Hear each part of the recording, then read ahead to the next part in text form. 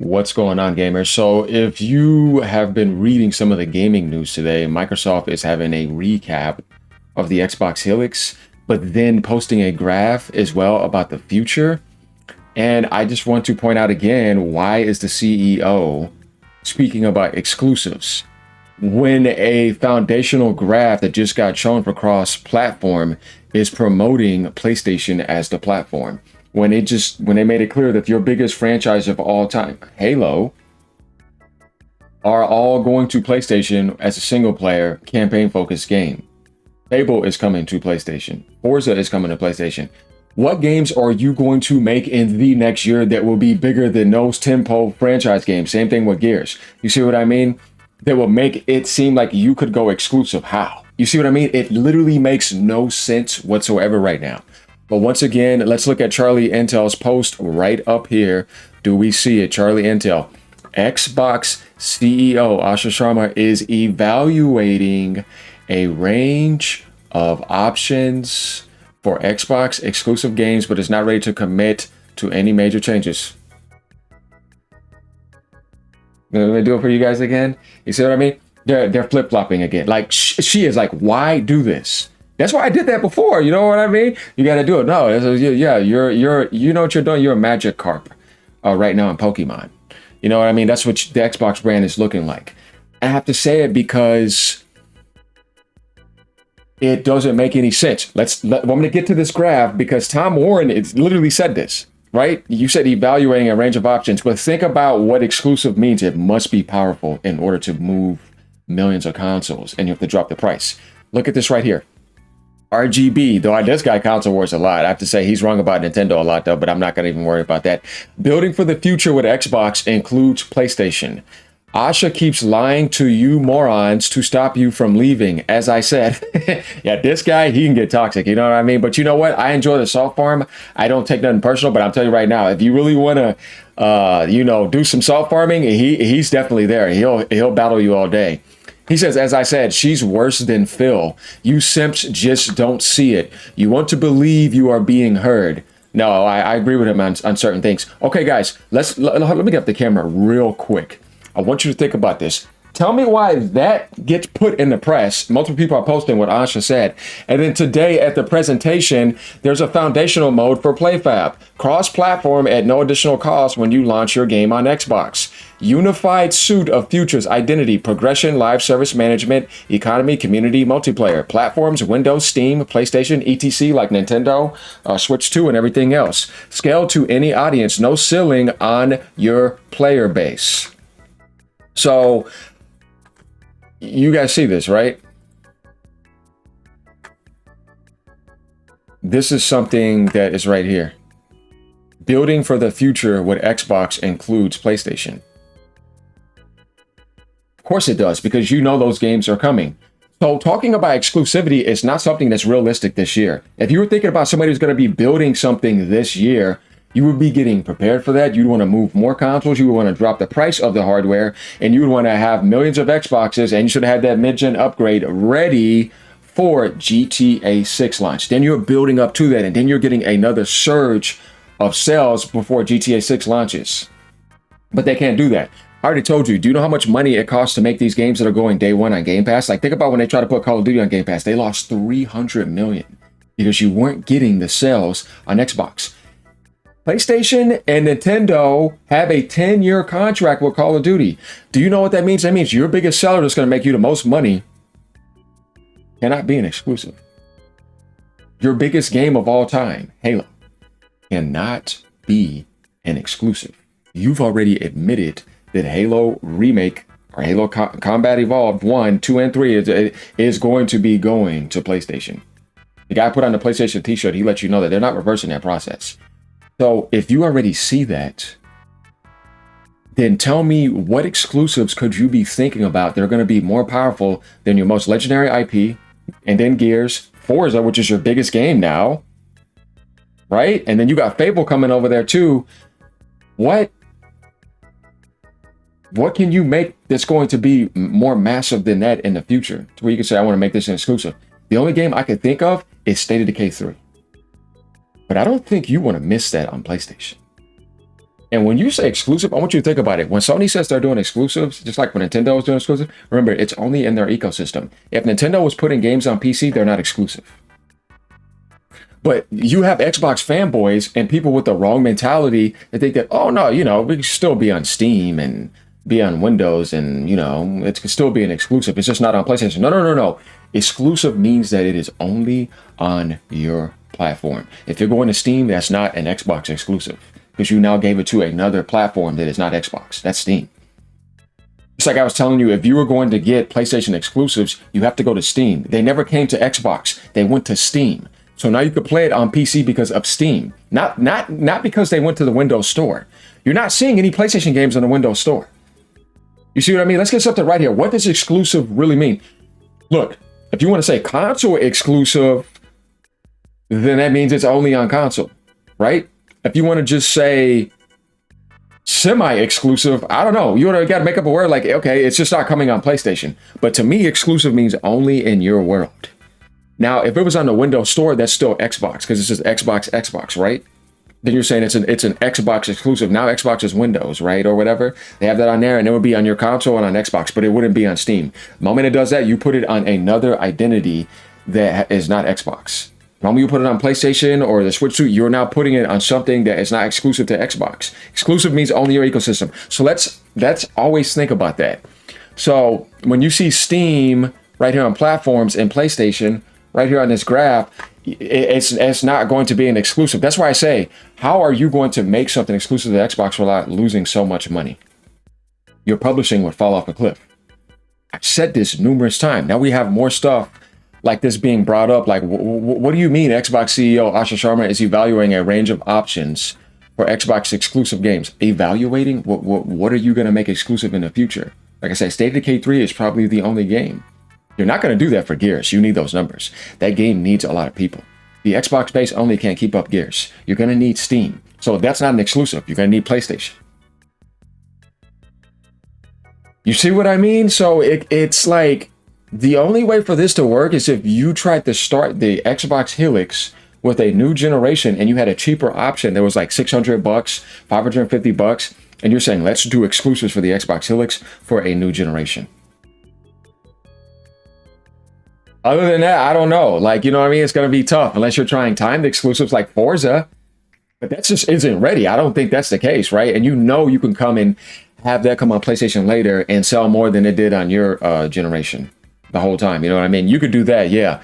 But this right here just doesn't make any sense. This guy says strategy, stop with PlayStation and PC ports, Xbox console only, drop Black Ops 1 remaster in full and exclusive alongside the newly year Call of Duty. See, dude, they're in a 10-year contract. You see what I mean? What are you talking about? Start releasing a new Call of Duty remaster every year on Xbox only. Xbox signed a deal with PlayStation to guarantee Call of Duty for 10 years, including no exclusive benefits for any platform. See what I mean? What are you going to do? It's a trap, man. Your best bet, like I said before, was if Phil Spencer was right, correct. Third-party publishing on multiple platforms and getting Game Pass right and trying to grow that. The reverse on that price is good by Satya Nadella and getting the CEO to announce that too. Because he realizes it's not going to work. We know Satya is behind everything again. Like, don't ever think that it's a new game. This is just politics. You know what I mean? It's like, wake up. Is every Xbox fanboy right now. I mean, I'm not trying to come here to console. I'm just saying in general, we're speaking about a huge problem here. Here goes the flip-flopping again, where that graph gets posted by this. Everybody knows what's going on, and then you're bringing it up again. But then when you do that, you're keeping, to me, this cultish fanatic behavior and this false belief of something that's actually going to come to you one day. And you're thinking exclusives going to come back. You see all these people talk about exclusives, but then how could you really do it? Because your most powerful IPs like Call of Duty and Halo, the shooting IPs, Forza, they're not going to be exclusive. And it takes a long time to make them again. The next Forza is not going to be happening for years. You see what I mean? The Halos that are happening for the next few years are going all to PlayStation. The next Gears is not going to happen for a long time. The next Fable, we don't even know if that's going to be possible. And all those are going to PlayStation and Steam. So, no, right?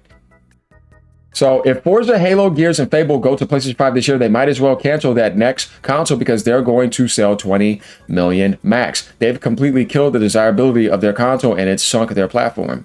That next console selling 20 million would be insane, dude. Not if they're coming with that 1,000 plus 1,200 model. They're gonna have to have like a very cheap model. That's the only way. Like there should be a cheaper OEM model, like a Series S model for the Helix, like Helix S and Helix X. You know what I mean? And you know, we're gonna have some games here like this, but if you're just coming as a OEM extension of PC, kind of like the ROG Ally or the Steam Machine, which the thing about that though is that that's not Windows, then you're just going to be an option and an extension of what people already have. There's not going to be an identity and a reason to get it. That's why I say that your identity is publishing, but not as for your console, and your console identity is Game Pass. It is. You know what I mean? So that's why I say if you destroy that, then you don't have anything.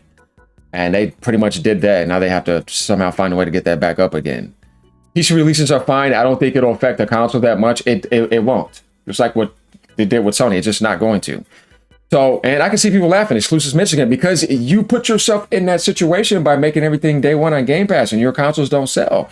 You're going to, like I said, you're going to have to put the prices of the consoles down by $150. Because nobody was buying the Series X like you thought they were at even $500. So Xbox had to be attractive even before you jack those prices up. It never was. It stopped selling. You know what I mean? And you have to like put it on sale for like $450 and put the S on sale for $250 to try to like start keeping up when PlayStation just started smoking you. You see what I mean? That's why I say that it's tough. So this is just like, this shouldn't be mentioned, because you're just creating more nonsense. That's why I feel like it's where she's new and does not understand gaming as much as you think.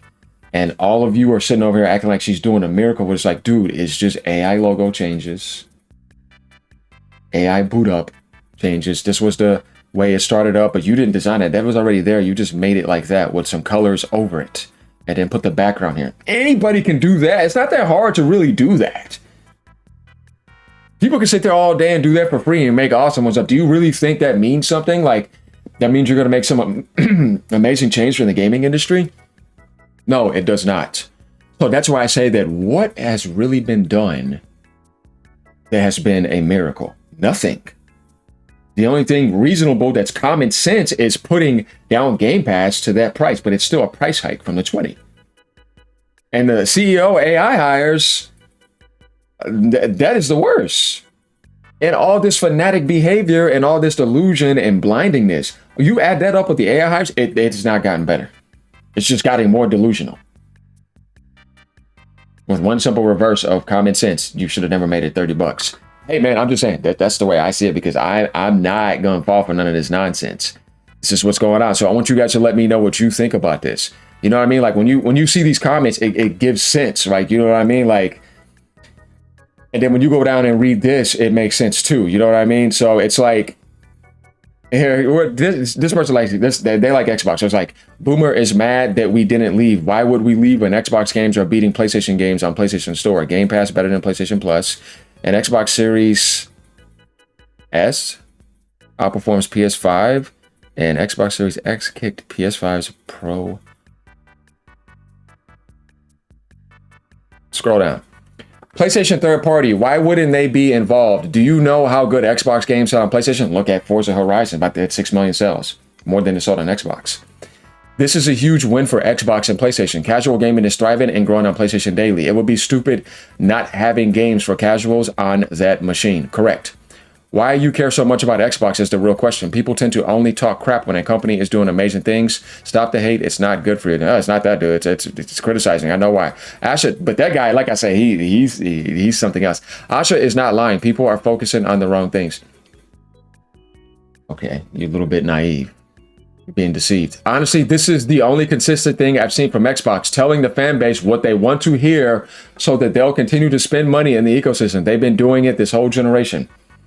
Yeah, I mean, pretty much, and last gen too. And that's the thing. That's what I said, like, you're just being told these things.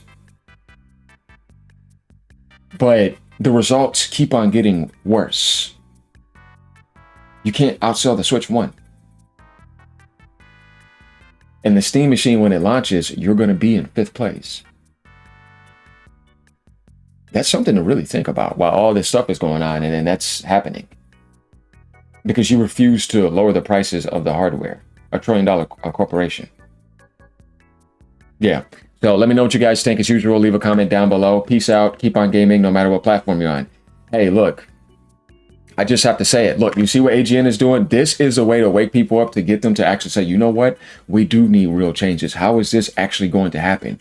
I find it funny, people from the Xbox base just over blindly become like these blind sheep, and they don't question these sayings. It's almost like you have to positively boost it and make it seem like it's all real and come and brag about it, when it's like, why are you not questioning this? Why is this all great? What is great about it, right? Like, I'm sitting there saying that, you know what I mean? I'm like, meanwhile, Nintendo dropped Star Fox. You got Forza coming. Sony dropped Star Wars. All of these good things are happening. PSSR 2. The Splatoon Raiders game is coming next month. We know Duskblood is coming to the Switch too. Pokemon Poco P is tearing up. They sold like 1.8 million consoles last month. Adding the Switch 1 family, over 2 million consoles. Sony sold 1 million. And I'm seeing you barely cracking 100K, and the Switch 1 I'll sell you. Yeah, you see what I'm saying? Actual results, not just hardware either. Don't come to me just talk about consoles, but everything was down. Game Pass down, revenue down, software, so everything is down, and everything's hidden from you. And you're constantly just being blinded by this nonsense later. Just saying, man.